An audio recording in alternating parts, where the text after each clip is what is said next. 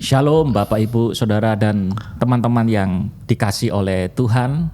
Hari ini kembali lagi kita di dalam program Kingdom Insight, His Gift for You. Yes. Saya percaya kita semua hari ini dalam keadaan yang baik, dalam kondisi yang baik ya, dan yang pastinya kita semua sudah menunggu-nunggu nih Pak Daniel. Apa yang akan kita perbincangkan hari ini? Tapi ya? setiap kali saya dengar perkataan His gift for you, itu hati saya itu terhiburkan gitu, menyala-nyala itu.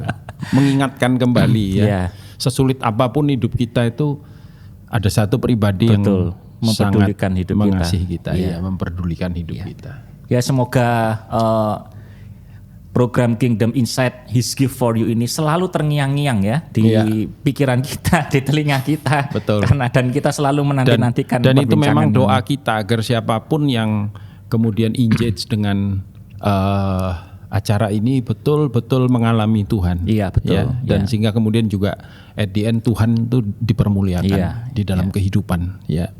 Karena seringkali kita mendengar bahwa wah Pak, ini kok sulit ya melakukan firman Tuhan kehendak Tuhan, tapi lewat program ini saya percaya Pak Daniel dan kita semua mengajar kita ya. Itulah main purpose-nya kita ya di dalam melakukan ini. Oke. Jadi hari ini kita mau ngobrol apa ini? Nah, ini menarik Pak Daniel ya. Hari ini ya saya ingin berangkat ya dari pertanyaan-pertanyaan kita ya, dan juga keluhan-keluhan yang seringkali kita dengarkan dan kadang-kadang enggak sadar kita ucapkan nih ke teman-teman kita. Kenapa ya hidup saya kok gini-gini aja gitu. ini yang bahaya ya. Aku kok ngene-ngene wae. Kedian kok pancet ae. Kedian pancet ae. Maju gak mundur gak. Malah rodok mundur. Oke. Ya, kadang-kadang kita merasa bahwa saya nggak bisa puas Pak dalam hidup ini ya karena ya hidup saya ini begini-begini aja padahal saya ini juga rajin berdoa, rajin ke gereja, bahkan bukan hanya sekedar ke gereja, tapi saya juga aktif mengikuti kegiatan-kegiatan yang disediakan oleh gereja. Tapi kita juga sering mendengar ya bahwa ketika kita mengikuti hal-hal itu, kadang-kadang orang berkata begini Pak, saya kok enggak mendapat apa-apa ya ketika saya mengikuti hal itu, malah dapatnya cuma capek kehilangan waktu. Kadang-kadang kita berpikir seperti itu. Kira-kira kenapa Pak ya itu bisa muncul? Bisa terjadi ya karena gini. Karena seringkali orang itu berpikir kalau dia ini contoh datang ke gereja hanya melihat mungkin hanya pada satu aspek gitu. Iya. Jadi berpikir bahwa kalau ke gereja itu ya berarti terjadi sebuah pertemuan yang bersifat rohani gitu. Jadi seperti merasakan Tuhan atau apalah ya, kira-kira lupa bahwa di gereja itu ada unsur-unsur lain. Contoh misalkan bagaimana kita berfellowship dengan saudara-saudara kita yang lain, dengan rekan-rekan kita. Iya, baru seperti tadi pagi saya ketika berdoa, saya banyak bersyukur gitu dalam doa-doa yang saya naikkan. Kenapa? Karena saya mensyukuri ada orang-orang yang saya kenal dalam kehidupan saya yang kemudian berperan, dan gampangannya beginilah, saya merasa begitu terberkati dengan kehadiran mereka. Dan saya tahu bahwa ada Tuhan di situ gitu. Maksudnya Tuhan itu ada ketika umatnya bersehati, betul nggak? Contoh misalkan Mazmur 133 itu luar biasa ya, itu Tuhan kagum gitu dengan karena di ayatnya itu di depan dia berkata how beautiful it is dalam terjemahan bahasa Inggris ya. Sungguh alangkah baiknya dan indahnya. How beautiful. Kalau bahasa anak muda sekarang wow keren gitu Tuhan bilang. Kenapa? Ketika saudara-saudara duduk rukun bersama. Ya. Jadi ketika kita misalkan datang beribadah, kita berjumpa dengan saudara kita, dan apalagi ini kita udah berapa bulan ini harus tidak onsite begitu harus kan? Melihat saya bayangin nanti dan mengikuti dari rumah. Padahal kita kan nggak boleh deket-deket ya. Jadi saya bayangin bagaimana kita menahan kerinduan kita untuk hugging one another gitu, untuk comfort, untuk menyentuh, tapi nggak boleh kan gitu. Harus. Tapi anyway kita bisa ketemu udah kapan tuh saya ketemu dengan beberapa anak-anak binaan saya makan kumpul di rumah, nggak banyak sih, memang kan nggak boleh banyak-banyak kan. Itu aduh kayak yang satu bilang kangen ya kok, dan yang satu bilang iya udah lama loh kita nggak. Nah itu di rumah loh itu bukan di gereja loh. Itu di situ kan kita bisa rasain Tuhan ada, Tuhan hadir. Ya, jadi contohnya misalkan saya ketemu kamu nih Roy hari ini. Tadi pagi saya bilang, Tuhan saya bersyukur untuk Roy ini bukan serius ya. Ya ada kamu dan beberapa juga yang lain yang ada dalam circle kita lah ya. Even saya bersyukur untuk rekan-rekan gembala di kota Surabaya ini. Jadi kalau kita bilang saya nggak dapat apa-apa tuh itu. Nah itu pertanyaan yang perlu diuji kembali. Ya mungkin ya gini ya, mungkin paradigmanya, sudut pandangnya yang perlu diperbaiki. Kira-kira seperti itu. Nah, gini Pak Daniel. Apakah kalau memang ada rekan-rekan dan teman-teman itu yang merasa bahwa ketika dia tidak mendapat apa-apa, misalkan ketika dia mengikuti sesuatu yang diselenggarakan di gereja, ya, kegiatan-kegiatan rohani atau fellowship itu, ya, apakah memang tidak ada Tuhan di situ ya? Atau maksud saya begini ya, kadang-kadang kita ini berpikir bahwa mungkin terjadi hujan lokal ya di gereja itu ya. Yang sebelah kiri dilawat Tuhan. Ya, hujan lokal, iya betul. Sini, waduh aku salah duduk gitu ya. Kok yang di sana merasa, waduh manifestasinya kok sini kok adem-adem aja gitu ya. Apa nggak ada Tuhan di tempat duduk saya ini? Iya. Ya mungkin saya kasih ilustrasi gini gampangannya deh. Sebelum Isaac Newton yang menemukan hukum hukum gravitasi ya. Sebelum Isaac Newton menemukan hukum gravitasi, apakah gravitasi tidak ada? Tentunya ada. Sudah dirasakan. Nah, itulah yang seringkali tidak disadari banyak orang ketika mereka ada di persekutuan, ketika mereka ada di komsel, ketika mereka ada di gereja, ketika mereka sedang ada di mezbah keluarga mereka. Hari ini kok garing ya katanya. Kok hari ini rasa seperti nggak ada Tuhan atau bagaimana? Percayalah, saya pernah berada di beberapa saudara-saudara kita yang lain, gereja maksudnya yang lain, ya, dan beberapa acara yang lain yang sama sekali atau boleh dibilang beda, istilahnya itu liturgi. Kalau mau ngomong liturgi ya dengan yang gereja yang biasa kita ada di situ. Dan saya kemudian di sana menyadari satu hal bahwa Tuhan tidak bisa dibatasi.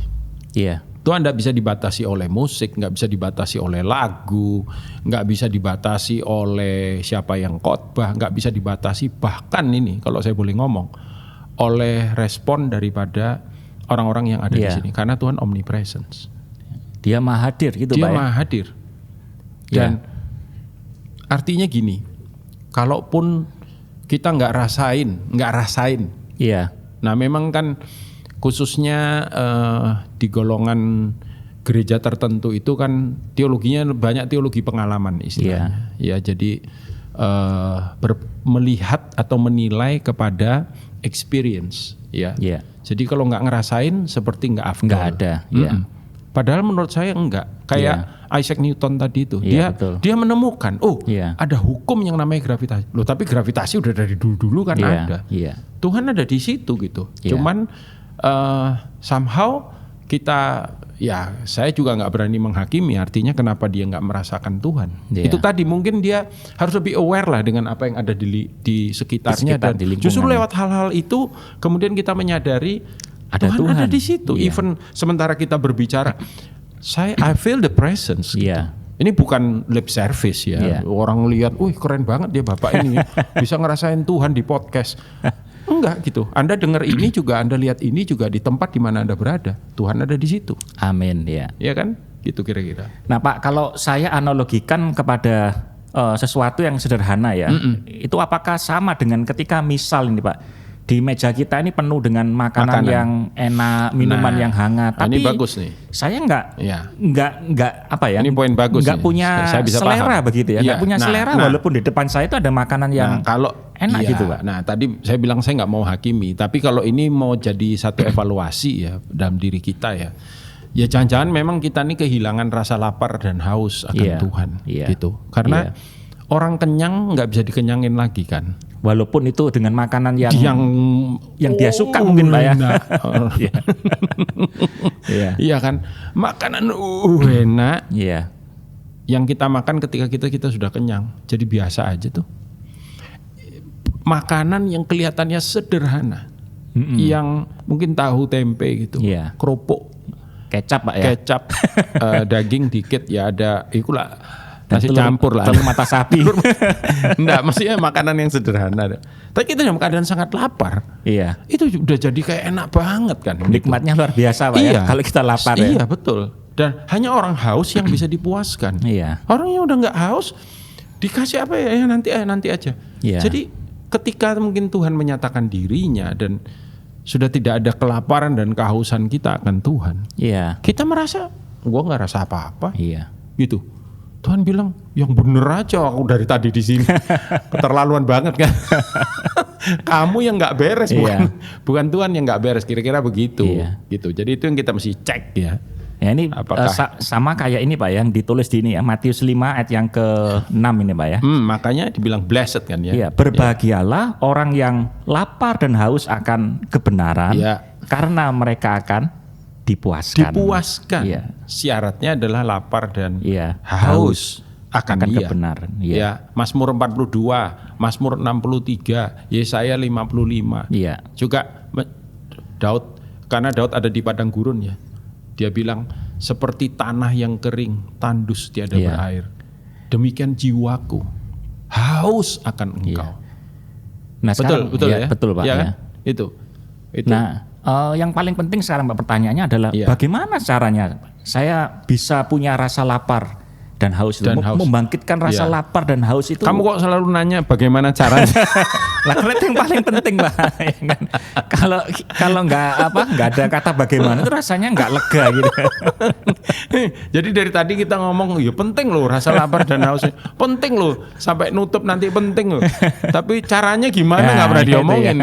Ya ini practicality-nya gitu ya. Kira-kira gimana caranya supaya saya bisa memiliki atau mengalami rasa lapar dan haus akan kehendak Allah. Saya melihat gini, ini kalau mau ngomong tentang keintiman, tentang hubungan, kitab Mazmur itu bukan berarti kitab-kitab yang lain nggak ada banyak kan gitu ya. Tapi salah satunya di kitab Mazmur ini kita banyak melihat dan bisa banyak belajar ya. Karena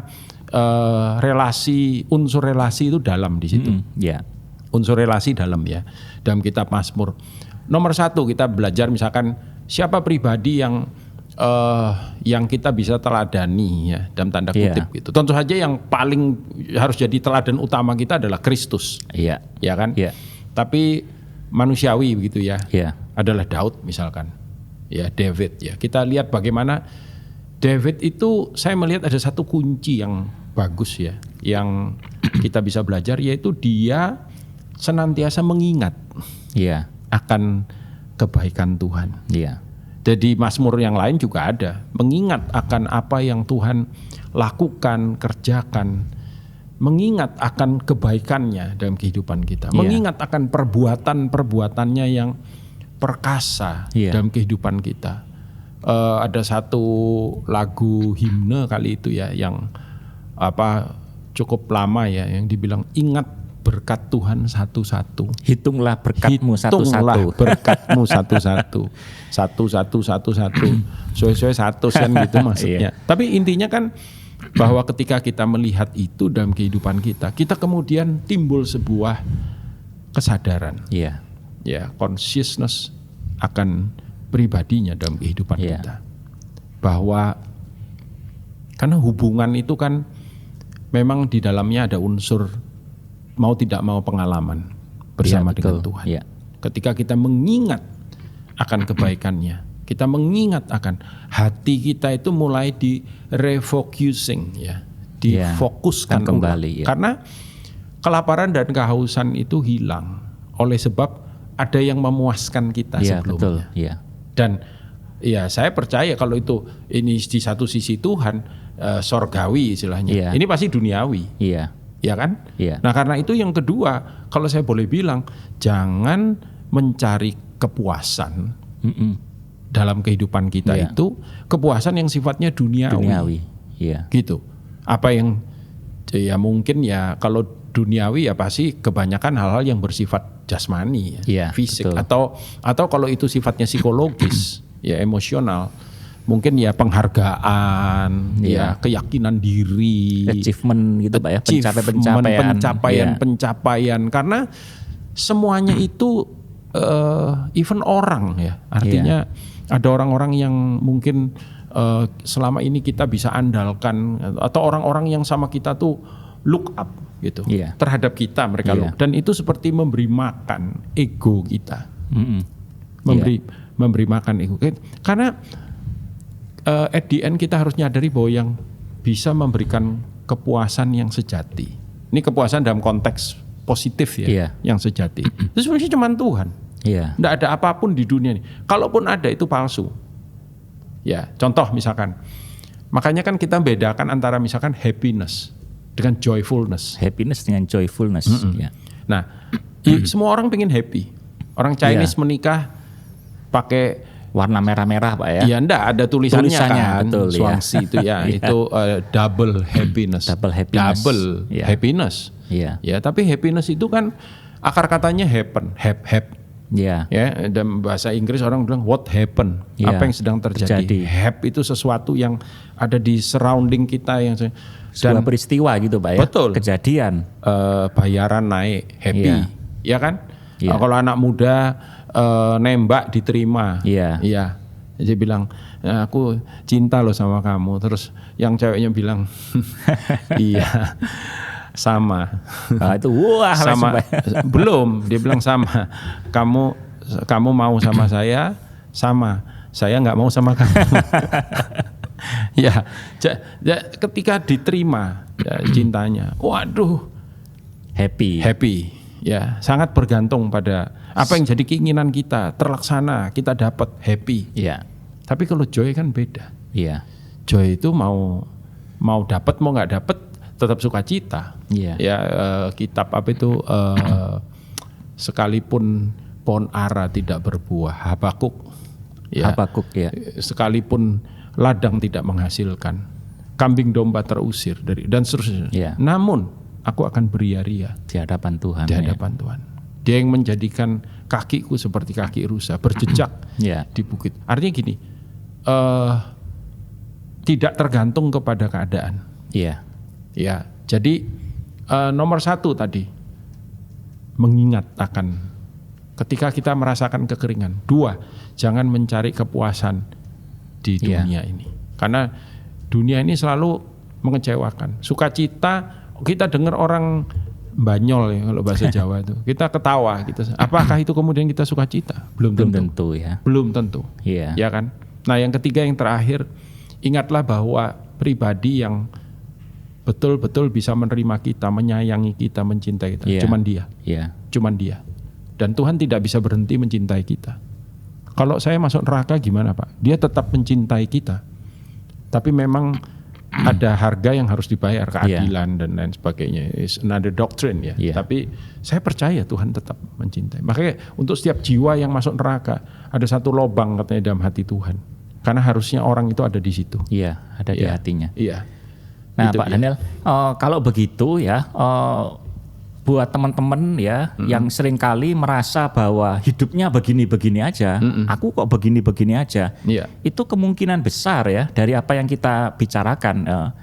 Kita seringkali berarti hanya mencari hal-hal yang sifatnya jasmani Pak ya, duniawi. Kecenderungannya ke sana. Sehingga saya merasa bahwa hidup saya ini saya nggak puas gitu. Ujung-ujungnya nggak puas lagi gitu. Sekalipun mungkin Tuhan memberikan saya berkat begitu yang banyak hal, begitu banyak, betul, sahabat-sahabat yang baik, gitu, iya, keluarga yang mengasihi, gitu ya. Iya, yang bisa disyukuri. Ya, kita bersyukur untuk itu. Tapi kadang-kadang kalau kita hanya memfokuskan diri kepada itu, bukan kepada pribadi Tuhan sendiri, Sang Raja, itu bisa terjadi kekosongan gitu Pak dalam hidup kita. Ada void di dalam hati, karena hanya Dia yang bisa mengisinya. Ya, jadi itu kita perlu berdoa untuk untuk teman-teman semua, khususnya yang hari ini sedang merasa kekeringan dan yang merasa hidupnya begini saja. Ayo mari kita berdoa. Bapak, terima kasih sekali lagi untuk kesempatan yang Kau beri, dan biar kiranya hanya pribadimu saja kami mengingat akan kebaikan-Mu. Tuhan, kami bergantung kepada Engkau, dan kami tahu dunia ini tidak bisa memuaskan kami. Hanya Tuhan yang mampu, hanya Tuhan yang bisa. Amin. Karena itu tolong kami Tuhan, tolong kami untuk mengingat akan kebaikan-Mu senantiasa dalam kehidupan kami. Engkau yang mengasihi kami dan menerima kami apa adanya. Dalam nama Yesus, amin. Amin. Amin. Baik Pak Daniel, terima kasih banyak untuk waktunya kita bisa berbincang-bincang pada hari ini. Dan juga untuk teman-teman ya, saya berharap bahwa mulai hari ini, mulai saat ini, jangan pernah lagi memvonis hidup kita begini-begini saja. Begini-begini saja, ngene-ngene wae. Karena saya yakin ya, ada seorang pribadi yang selalu memberikan His gift for you. Nantikan di seri-seri podcast yang berikutnya. God bless you. Tuhan Yesus memberkati. Amin. Amin.